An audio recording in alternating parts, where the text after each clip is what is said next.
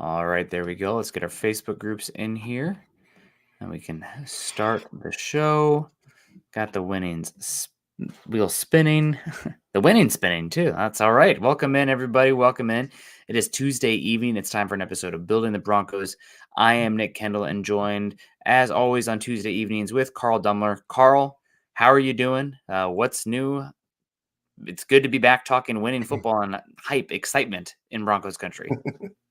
Yeah, it is good. No, it's been a crazy week for my family. My sister got married, and we had a big party for my daughter to celebrate. And so we've had family galore.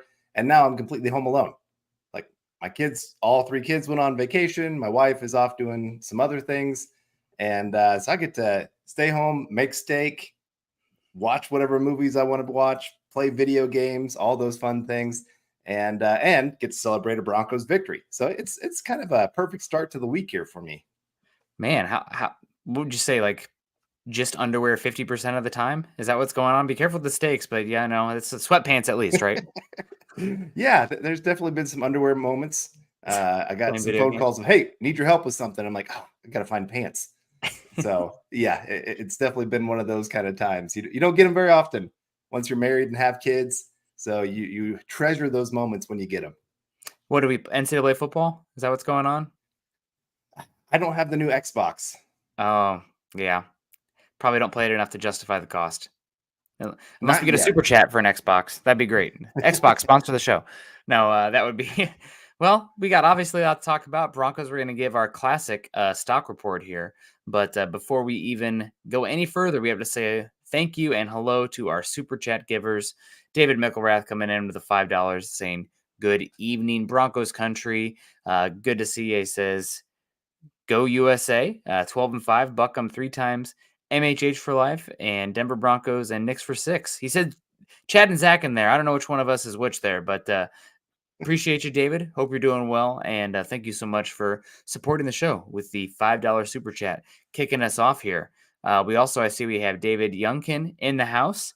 Good to see you, David. Hope you are doing well as well. Hope your health is doing okay. He says, evening, how Bo looked, it looks like we found our quarterback, but it's only one game. All we can do is hope.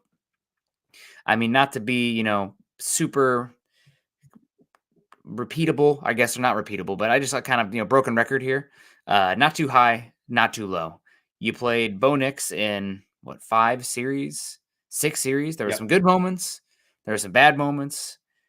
Not really, I mean, some questionable moments, right? If anybody on social media could see that. And overall, there's reason to be excited, but it was, playing up against a pretty poor secondary, backups, and my God, Carl, probably some of the softest coverage I can remember watching an NFL game. I mean, I know it's preseason, but like 10 yards all the time. Yeah, and what you like is he took advantage of what they gave him. I know some people are going to get after his air yards because he did throw short a lot. But if they're leaving everything open underneath, like that's what you take advantage of. Tom Brady, Peyton Manning, those guys, Drew Brees, all the greats, they don't force it. They understand if you're going to be 10 yards off and give me 5 yards every pass play, and if my guy breaks a tackle, all of a sudden it turns into a big play. Yeah, I take that all day long. Now, I know, it's kind of the way the NFL is going these days of trying to play off, hope that you make a mistake, come up, make tackles, stop you in the red zone, force turnovers, those kind of things. But that kind of plays into Bo Nix's game. And so I'm mostly excited by what I saw on the game on Sunday.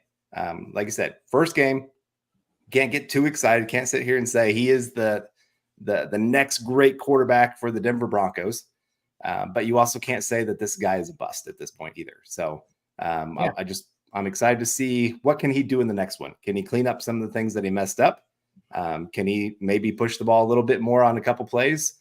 And like I said, most people should be very, very positive about how they looked. Yeah, plenty to nitpick, but it's never bad. Can't go broke. Taking a positive, right? And also talking about that, Carl, why don't you go ahead and kick us off with a read here? Yeah, we wanted to let you guys know with big wireless providers, what you see is never what you get.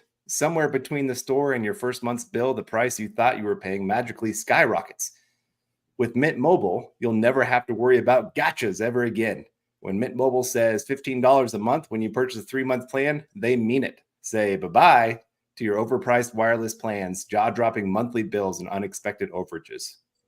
Yeah, to get this new customer offer and your new 3-month premium wireless plan for just $15 a month, go to mintmobile.com/huddle. That's mintmobile.com/huddle. Cut your wireless bill to $15 a month at mintmobile.com/huddle. 45 upfront payment required, equivalent to 15 per month. New customers on first 3-month plan only. Speed slower above 40 gigabytes on unlimited plan. Additional taxes, fees, and restrictions apply. See Mint Mobile for details. So let's keep it going here. Let's say hello to everybody coming in and joining us today. Obviously saw David already. We got Daniel Berry Sports. Hey everyone, happy Tuesday. Can we call it a victory Tuesday? We'll take it. We got C Chang in here early. That said the picture's looking nice. Got to wait on the Sunday game. Yeah, it is a little bit of a bummer. Broncos again playing one of the later games, if not the latest game. I believe it's 5 p.m. my time on Sunday. So 6 p.m. Mountain time. But yeah, excited to see what the Broncos can do against in theory, a much deeper team in the Green Bay Packers, a team that it's the second preseason game, which kind of is now like the third one, where it used to be the starters will probably play the longest. Jordan Love played a lot last week, so who knows? Teams are doing it differently. Maybe they'll sit starters because they don't want people getting after it too much after the joint practice. Only time will tell. But this is a big one, and we're going to see Bo Nix against ones in theory, and starting out here. So I don't personally believe he's already won the battle, but I think that it would take him struggling immensely at this point, coming out, falling flat for there to be a discussion. I think it's probably going to be Nix. Yeah. We got Howie freaking Day coming in with some stars. Thank you there, Howie, and appreciate everybody. I was going to ask you this question. Which is more important this week, the practices or the game against Green Bay? Oh, man. It really depends on what Green Bay and Denver does with starters, right? Like if Green Bay is going to go out there and play the backups the whole time out of the gate because they already, getting a little feisty in the combined practice or anything, then I would say the combined practice is more important. But if they're playing the starters 2 quarters and it's more game-like situations, I might go with the game. But the combined practices are very important. I think it's right. I think it's neck and neck, honestly, but it depends on if the starters play. Yeah, I'd lean towards the practices because we're seeing a lot more teams seem to say, hey, that was good enough. We got enough starting reps in those kind of practices where everybody was going at least 95%. Obviously we're not tackling those kind of things, but we're still going as hard as we can in those moments. And you're right. You're seeing a lot of teams decide, hey, let's rest our starters. Broncos aren't going to do that because you're not going to send Bo Nix out there with the backups in case, Green Bay is playing their starters. You want to see what he can do with the starting unit. But still, I think those practices are going to be huge of being able to tell where the Broncos are, especially against a playoff team this last year. That's that kind of gauge of, hey, if they're a playoff team and we can go blow for blow with them, maybe we got a chance this year. If Green Bay comes out there and dominates, then it's going to be one of those, hey, we're a pretty young team. We got a long ways to go. Yeah, it'll be interesting for sure. I do think, what would you say the Packers Super Bowl odds are in the NFC? Like where would they rank amongst the NFC teams? 5th? That's a good question. So, you've got 49ers ahead of them for sure. Probably the Lions. Yeah. Probably the Eagles. Yeah, they've kind of been on a downhill turn here lately, but they still got a lot of talent, so can't put that past them. Cowboys. Packers took it to the Cowboys last year. They're probably one of the top 3 to 5 teams in the NFC right entering the season with Vegas odds for the NFC representative of the Super Bowl. Talented team, young team as well, Green Bay. And it's going to be a big test for Denver. It's a team that I think specifically the depth on defense is significantly better than Indianapolis is. But We got Howie frickin' Day coming in talking about the depth of our support in here. Good to see you, Howie frickin' Day. Appreciate you so much with the super chat over on Facebook. We also got Phil coming in here saying good evening, Nick, Carl, and Deacon Scott. I feel the real test will be Sunday for all phases of our team. What grade based on preseason would you give the offense and defense? Buckham, MHH for life, and Broncos for life. I mean, the offense, I think you probably have to give them. They put up a lot of points, but there's just so many or self-inflicted mistakes that I can't give them more than a B, maybe a B plus, but like just some bad turnovers and penalties early on. It should have been more. They should have probably put up about 45. So I'll give them a B plus.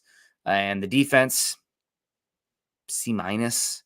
Is probably around there, and maybe a D plus. I mean, 30 points, especially with how a lot of these offenses are looking in preseason, by far the highest scoring game in preseason week 1. I didn't really think the defense looked too good.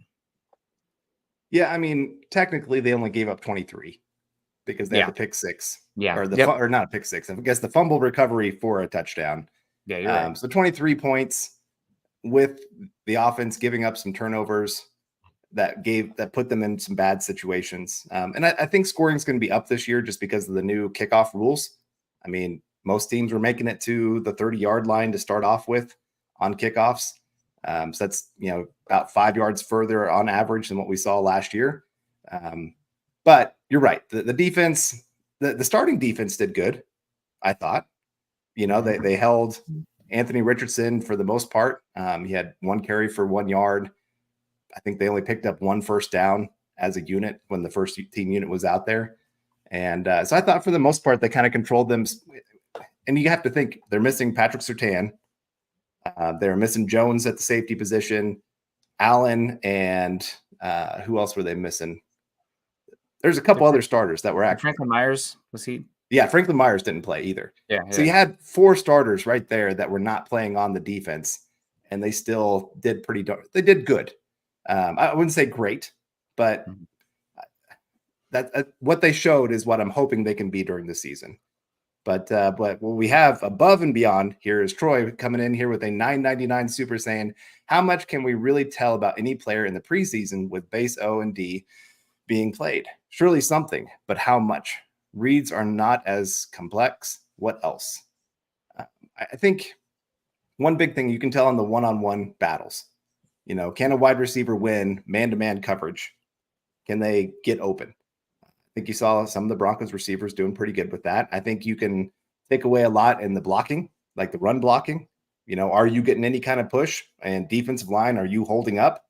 And, I guess this could put us into my first stock up was Broncos run defense.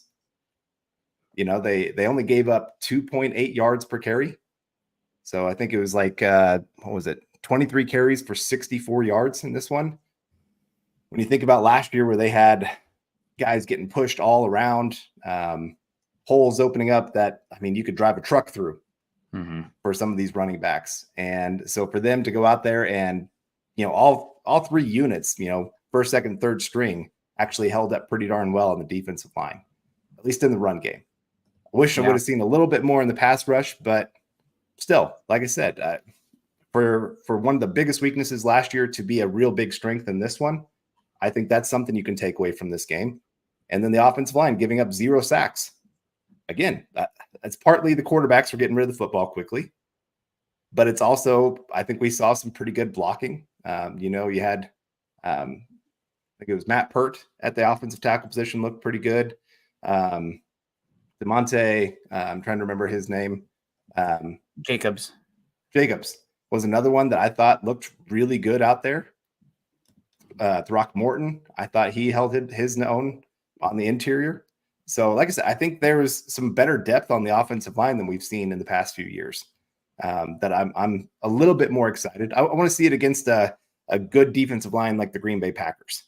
I think this will be a tougher test for sure to see if they can hold up. But like I said, I take a lot from that kind of grouping. Cornerbacks, how did they handle going up against receivers? I think you can tell a lot from that, just their ability to hold up on an island. Yeah, you're right. There's only so much you can take away from these kind of games, though. Yeah, it's Obviously, the starters are not playing as much. So what they're calling is a lot of times a little bit more simple, and the sample size is minuscule as well, right? Like you get guys in there and they don't get the normal game rhythm. That's one thing I really liked about what Peyton did with Bo Nix is they had him come back out and start the third quarter, having to go through what it is to like simulate that halftime. Especially college halftimes are like 2 hours long. I mean, you play the Lord of the Rings trilogy at halftime, and you're still waiting. But in the NFL, it's boom, we're back. 15, 20 minutes. So good to see that as well. Again, the sample size, the type of defensive plays they're calling, it's a lot of times harder to translate exactly. They're going with guys that they're not going to have the same chemistry with. But also on the other side, you're not seeing. I mean, Denver, how many starters were missing in this one? 4 of 11. Same thing on the other side. So it matters. And what am I looking for? Just making the right reads. If you're winning your one-on-ones like you matched up there. And one thing that a lot of people have been harping on the last 36 hours with Bo Nix is, just the technique of the position. And his footwork was erratic, a little bit frantic in some parts. That doesn't mean that it's the end of the world. He was still able to run an efficient offense, but it does limit things, and it's something you want to see him continue to improve upon. So things like that, just areas like that. And obviously you're looking for, diamonds in the rough for some guys. Maybe they show up again, like Kris Abrams-Draine, third team, fourth team, whatever out there, Broncos 5th round pick from Missouri. He had a good game. Can we do that again? Maybe he starts to play himself into some sort of rotation. Probably not cornerback too, but that's kind of some of the stuff you're looking for too. Guys to stand out. We've got Howie freaking Day coming back in again saying, if Bo drives the offense down the field against the ones of Green Bay, Broncos country is going to go crazy. What does Bo need to do to lock the job up this Sunday? How long does the starting defense play? Hashtag believe, hashtag Nix for 6. So I would say what he needs to do now, just keep doing what he was doing. When he scored on 4 of his 5 drives, put up 20 points, that's 4 points a drive. That would be first in the NFL last year. The Chiefs were first last year at 2.7 points per drive. So if he can continue that kind of place of maybe they give him 2 drives and he goes and puts up 10 points, yeah, he's got it locked up at that point. Just stay consistent. Keep doing what you're doing. Don't try to do anything beyond what you're capable of doing. Clean up some of that footwork that you talked about. It did look like he was a little sped up, which is for any rookie going out there for your very first game, especially the quarterback position, that's going to happen. I think we saw, especially with his very first pass, he tried to force it in on a seam route, threw it inside with pressure in his face, off his back foot. It like the whole process was just not good in that one play. But we kind of saw him settle down a little bit after that. There were still some plays, like you said, where he could have set his feet and he didn't.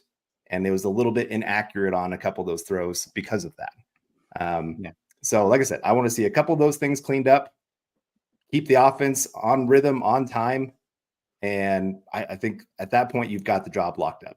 Like you said, I think the only way he loses it is if he completely falls apart, goes out there, has 4 drives, throws 2 picks and fumbles the ball, gets sacked 3 times, something like that, where you're just going, oh man, this guy is not ready at this point. I think that's the only way that we see Jarrett Stidham really get back into this competition. Yeah, it's Bo Nix's to lose, of course. And to be fair, based on, the very limited reps they have, probably the practices and what's going on in the film room and everything like that matters more than the limited preseason action we have so far. And if Bo Nix only plays 2 reps or not 2 reps, but 2 drives, probably what happened in the joint practice matters more than the 2 drives. But we'll see. As far as what is needed to lock up the job, you mentioned it. Just kind of do what he did last week. Protect the football. Execute what Sean wants him to do. If he's doing what Sean wants him to do and making the reads based on the coverages and just executing the offense, that's going to help him get the job. Loved a lot of the stuff, just the synergy between Bo Nix and Sean Payton and how the offense looked with him, the run designs that we had. I mean, in preseason, even utilizing that athleticism, obviously risk to that, but he did a good job of, getting to the sideline and not really, putting himself in harm's way. Cleaning up the footwork some. That's something that, I don't expect it to be perfect, completely 180 from what we saw this last game, where there was issues there, which limited some of the accuracy. But also just want to see that first drive if he can come in a little bit calmer. I think the nerves were a little higher on that first drive. He looked a lot worse on that first throw. Even was pretty ugly. Glad it wasn't picked off or Dulcich's helmet taken off. But just things like that. Little things. I think he did pretty well and just cleaning it up. So we'll see. It's going to be very interesting as my computer locks up there for a second. Here we are. We're back. We're good. Good to see you. I appreciate you. We got Chase in the house. Go Broncos. Always great to see you. Jermaine's in here. What's up, Mile High? Anyone else think Kris Abrams-Draine should be quarterback too? I don't, based on what I've heard. And also, I think the two young quarterbacks, actually, I thought played pretty well. I was happy to see Abrams-Draine play well, but I thought Moss, especially the tackling, looked pretty good. And Mathis, I mean, other than the first drive where the ball, hit off his numbers, could have been a pick six there. I'm sure the defensive backs were really razzing him after watching the film room on that one. But maybe he's a long-term option. He looks like he could be a good pick there for the 5th round, but I think he's probably farther behind, and we would have heard more about him by now in training camp, stepping up and rising versus, preseason against who was he up against there? Ellinger, Bean. Just that kind of thing. So, I mean, we'll watch. We'll see if we can have another good game, but I don't expect him to rise up to cornerback 2, personally. Yeah, like I said, I think Moss and Mathis both had good, not great games. Wasn't perfect by any means, but they both, for the most part, were in position to make plays. Moss, like I said, he allowed, I think, 2 catches, but both of them, he was right there to make the tackle. I mean, I think he gave up 0 yards after catch because of just being right there. Mathis, I think there was one play that I remember I was like, what are you doing? He got himself out of position on an out route and allowed a 15-yard pass, something like that, along the sideline. And he does that sometimes. Part of what got him in trouble last year was he tried to guess on some plays and he got burned. And he bid on some double moves. And then he started freaking out and backing up so much that they were just like, you're like 12, 15 yards back. We're just going to throw a quick screen and then get 8 yards every catch.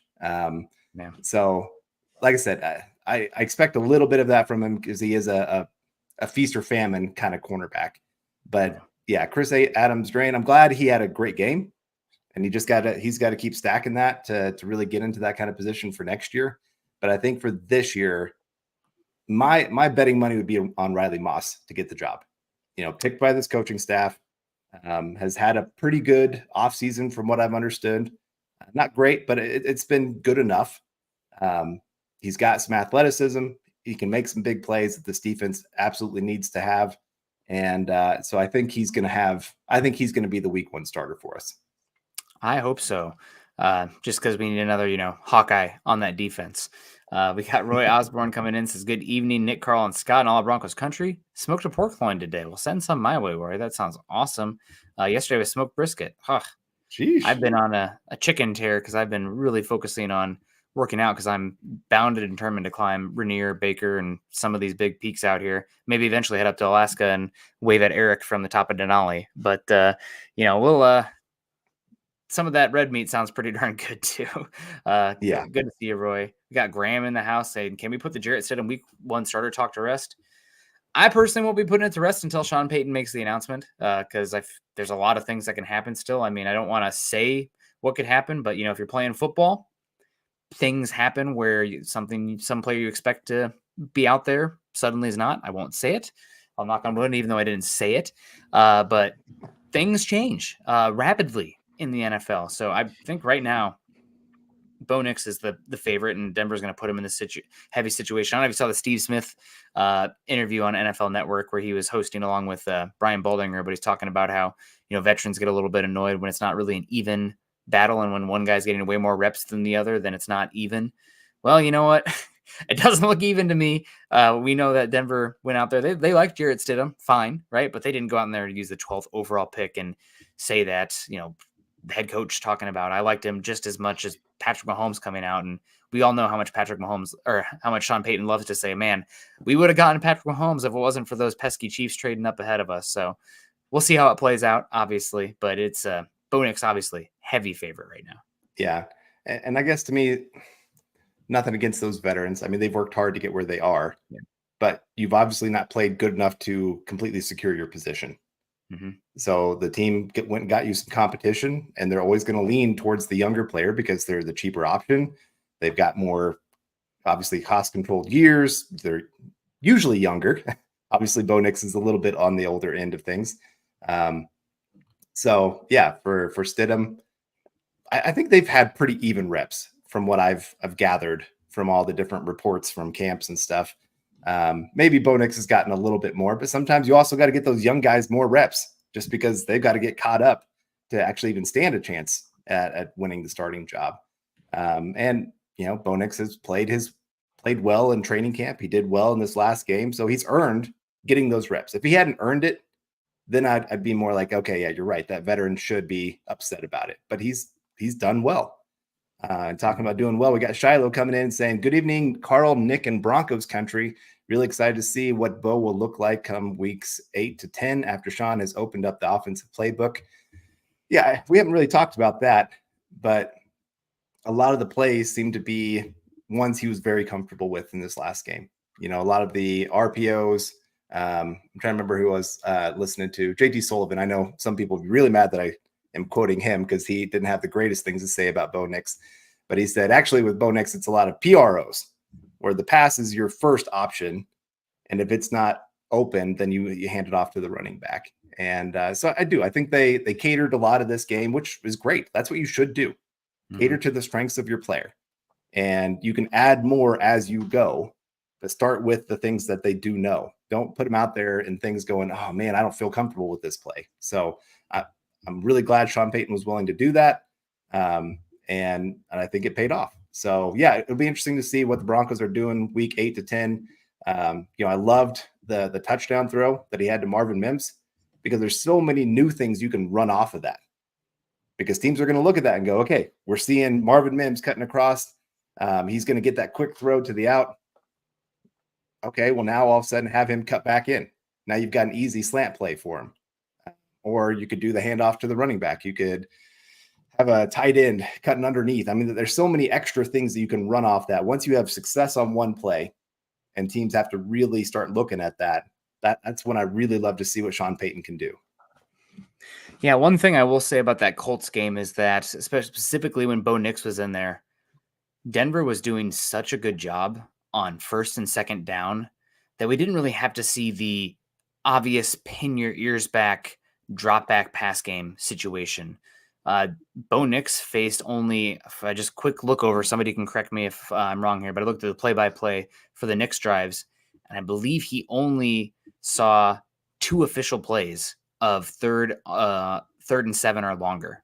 And they both happened on the first drive. There was 3. One of them was the pass interference down the deep left side, unofficial play on 3rd and 9. But he had that great play to Cortland Sutton and then an incompletion on a 3rd and 11. After that, Denver was dictating it. I mean, 3rd and 3, 3rd and 1. Yeah, all really. I mean, they hardly even got the 3rd down, and on that because of everything that they were doing on 1st and 2nd down, thanks to the run game, thanks to the design, and that's not always going to be the case when Denver is playing, regular seasons games. So again, very positive. But they were able to dictate. I want to see what it looks like a little bit more when it's a disadvantageous situations for the pass game. They know the pass is coming. Luckily for us guys, we're going to have plenty of chance to see that because Bo Nix is going to be starting at some point this season. And yeah, we'll find out what happens then, but no reason to get too high or too low on it. Phil McLaughlin, let's be optimistic and predict Nix plays great in joint practice in the game. Do you think Payton will announce he's the number 1 quarterback and sit out the 3rd preseason game and Stidham and Wilson play for the 2nd quarterback? That is a great question, Phil, because you have the argument of the young guy wanting to get reps out there with the starters even out there. And Sean Payton's a little bit more old school also, so I could still see them getting out there and playing them, but maybe I'm a little bit of a chicken, but I wouldn't be playing the starters for that 3rd one. That's typically, see what the guys 50 through 90 have on the roster, trying to figure out those last few spots. Who do you want to fit on the practice squad? So if Nix is the obvious guy, I wouldn't play him, but Sean Payton's a little more old school, so we'll see. Yeah, I'm with you. I know he wants to play the mind games and maybe try to keep Seattle guessing who's going to be the starter. But if they hear, hey, he had great joint practices, then saw the game and he had a really good game, I think they're going to know. Like, I think at that point the mind games are gone. He's going to be your starter. And so you might as well just go ahead and, like you said, keep him out of the third game. Don't risk it. We just saw what happened to JJ McCarthy. You know, he was having a great preseason game. Something happened in his knee, or how he tore his meniscus. How bad he tore it, we haven't found out yet. Whether he's going to miss a month or he's going to miss the entire season, I don't know. But that's all it takes. And all of a sudden you go from this incredible optimism of we get to see what our quarterback is, and especially for the Broncos. Like, you need to find out this year, is Bo Nix your future? Because if he gets hurt and then Stidham's your starter and you have a top 5 pick next year and you still don't know if you have your quarterback and there's a quarterback sitting right there for you to take, that's going to be a rough situation to be in. You know, I think of the Cardinals a few years ago where they took a quarterback at number 10 overall and then they had the first overall pick. Now they at least they knew. What? You had the Bears 2 years ago too, where they had the number 1, could have taken Stroud or Young, and they traded off of it. Obviously, going field is now Williams. So that was another situation where not quite sure, I guess, hopeful, but you didn't know. Yeah, and I mean it worked out for them. Well, we'll see. Well, okay, we'll see, but I think it's probably going to work out pretty okay for them. But you're right. I don't want to get to the end of the season and have that question and risk him in the third preseason game when you know he's going to be the starter. Like I said, I think that'd be pretty foolish to do. I don't know. Sean Payton will do what Sean Payton does. And one thing I will say, we got Adam Strange coming in and saying, what's up, Broncos Maniacs? Want to say hello to some more people in here. Stock up for me, Sean Payton. This is his team. This is his vision. And my God, if that didn't look like for a first preseason game, and I know the Colts, that nickel cornerback they had, and both the nickel cornerback and the outside cornerback, I can't remember their names, but they were horrific out there. The nickel cornerback couldn't tackle. The outside cornerback was just getting cooked left and right. But the offense looked like a well-oiled machine. And obviously Bo Nix is the story, but like Zach Wilson came in and looked great. I thought Jarrett Stidham wasn't horrible. People are like really dogging him. And I'm like, well, P. Ryan like essentially handed it to the other team. You had 4 or 5 penalties that were not on him. And he only had 3 drives where they got past the 40, I think twice. I think he was okay. It wasn't terrible. Yeah. But the overall offensive plan, ingenuity, what they're doing in the run game, especially the run. You mentioned the offensive line being the stock up there. They were running the ball really well in this game. So Sean Payton, for me, I feel really confident in the coach and the scheme. Now, Sean Payton, the general manager, that's always a little bit, wait and see, because, he wants to win now, and sometimes that's a little questionable. That's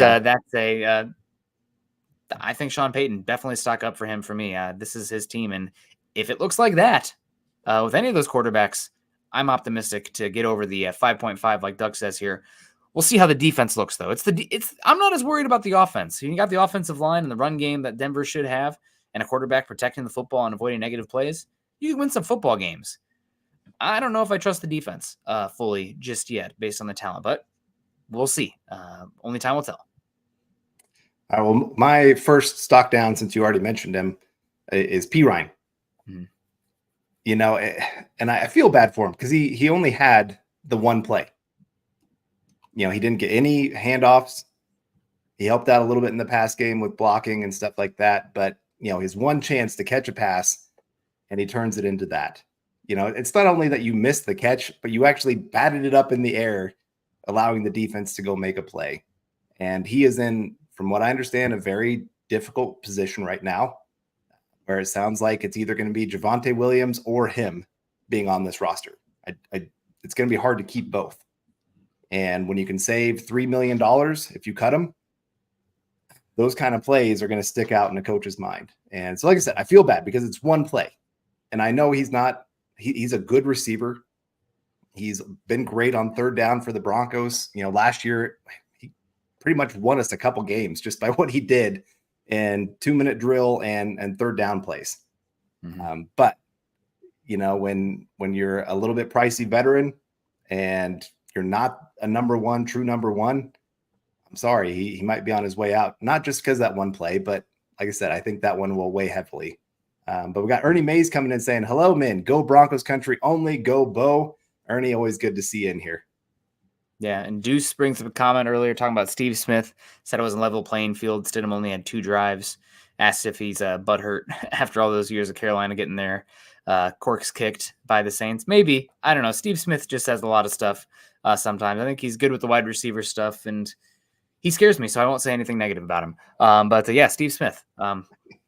Don't come find me. David Youngkin says if Bo was in the draft, if Bo is it, the draft will be totally different next season. Yes, it will be. I mean,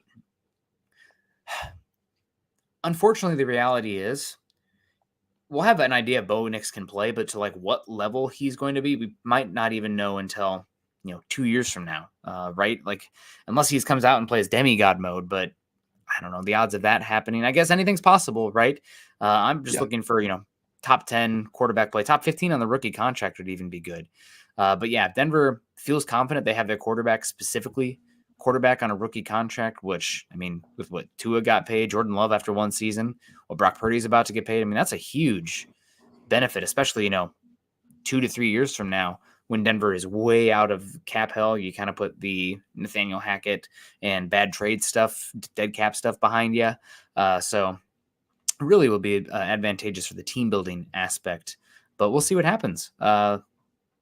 One at a time. Hopefully Bo can show to be the guy. Also, next year's quarterback class looks questionable enough that even if Denver does have a top 5 pick, it might be a situation where it's like, okay, we have Bo Nix. We liked enough. We still have some questions, but like we have a chance to take a difference maker, potential Hall of Fame level prospect. You never know until they're in the league, but there's some incredible cornerback prospects, good defensive line class, offensive tackles. I mean, hopefully Bo's the guy because I'm tired of talking about quarterback. Gary Palmer, $9.99. Thank you so much, Gary. Appreciate you so much. A stock down for me here. It's because there's a position battle-ish going on right now, and I thought that one guy, he could be stock up, but I want to say the stock down because just the difference in the battle. Alex Forsythe. He was fine. There's a few drive plays where he didn't get the push, despite knowing when the ball's going to be snapped because he's snapping it, right? And I thought Wattenberg had a pretty solid game overall. Granted, Buckner wasn't playing, but I thought the combo blocks were pretty good. And Forsythe just didn't move as well. Didn't look like he moved as well. Didn't look as comfortable or nimble as Wattenberg did. So Forsythe, stock down for me. I'm leaning a little bit more towards to Wattenberg, being solidifying as the guy. Yeah, when Sean Payton released the first depth chart, and he had a few of those battles that were the or question, Riley Moss or Damari Mathis, Cody Barton or Griffith. He didn't have that for the center position. So I think that should have been a pretty big sign that Wattenberg is really ahead in that battle. And then, like you said, in this last game, Wattenberg, I mean, I question who was the fumble on, but I'm probably going to put it on the rookie who hasn't worked under center a whole lot, more so than the veteran that's been in the NFL for a few years. Like you said, I think he did good on the combo blocks. I don't think he's going to be a great center, but if he can be an average center, that's going to be a pretty good offensive line. Just don't be the weak link when it comes to that group. So, I agree with you. I think Forsythe, unfortunately, is falling further and further behind in that battle. But we got Chase Wellner coming in with the $2 super saying, do you think Peyton keeps 5 or 6 wide receivers on the 53? I think roster construction is going to be fascinating this year with the new kickoff rules. How does that change the roster numbers? I would lean towards 6. And part of that is, and I guess this gets to one of my stock ups, I'm going to say Devon Vele. Now, he only had 1 catch, but he also forced 2 defensive pass interference calls that got him big-time first downs. I thought he was pretty good in the run game, getting in some good blocks on the outside. And I think he looked more like a veteran, knowing what he was supposed to be doing on the field, knowing the situations. And so this is where can you cut Troy Franklin, who was your 4th round pick that you traded up pretty far to go get him? But I feel like right now, if we're talking of just straight across the board, who are the best wide receivers, I think you have to have Vele ahead of him. I think you have to have Mims. You have to have Reynolds. You have to have Tim Patrick. You have to have Cortland Sutton. So that's 5. And so I feel like they're going to keep Franklin just because they don't want to lose him. They're hoping eventually his football knowledge can catch up to his athleticism. I mean, everyone drink, but like if you're talking wide receiver 5 or 6, you know what Nick's going to talk about? Special teams. And Troy Franklin does not bring much special teams abilities. So he might be one that you just live with waiving and hoping you can sneak him on the practice squad. Maybe you can do that with Vele and you try to risk that as well. I mean, we're talking, day 3 wide receivers after all, even though you did trade up to go get Troy Franklin, but we'll see. I mean, it sounds like in camp he's been erratic as well. So, I mean, heck, maybe one of your receivers that you listed there ahead isn't here before the start of the season as well. I mean, who knows? I mean, Cortland Sutton's name has been tossed out there with the 49ers a few times with the Brandon Ayuk stuff. So that would change the math also.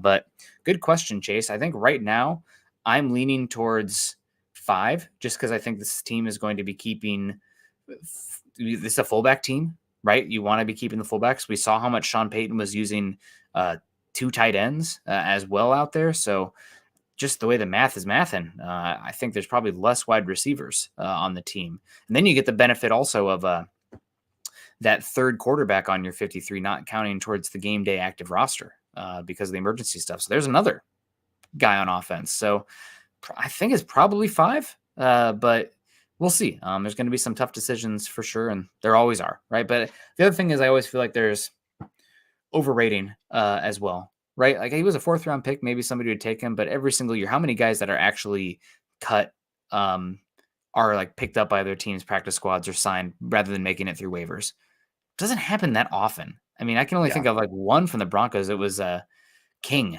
the wide receiver from Georgia, 5th round pick, and he ended up going to the Panthers practice squad or something like that, or the Panthers signed him. But typically, guys cut. A lot of times they're available. Fans, just because how close you are to the perspective, they're like, "Oh, this guy's so good, we can't release him, or else we'll lose him."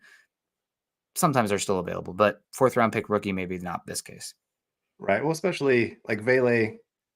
How old is he? Like 26, I think. 26.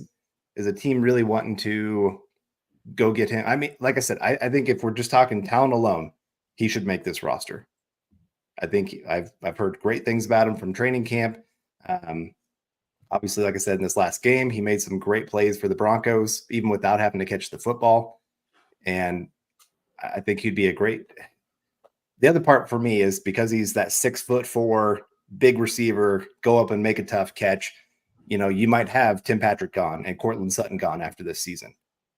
So those are 2 big receivers that you've got to go try to replace. And I'm not sure that you have other receivers quite like that compared to like Vele, who I think he's not as good as them yet, but he's got that same size athletic profile that you can kind of seamlessly transport into the offense. Yeah. That makes total sense to stock up for me, just based on reps and usage. Tim Patrick didn't fully believe it when I saw it, him being listed as wide receiver 2, but he was out there. He made that big catch, got the unsportsmanlike, which felt kind of silly to me, but preseason, whatever.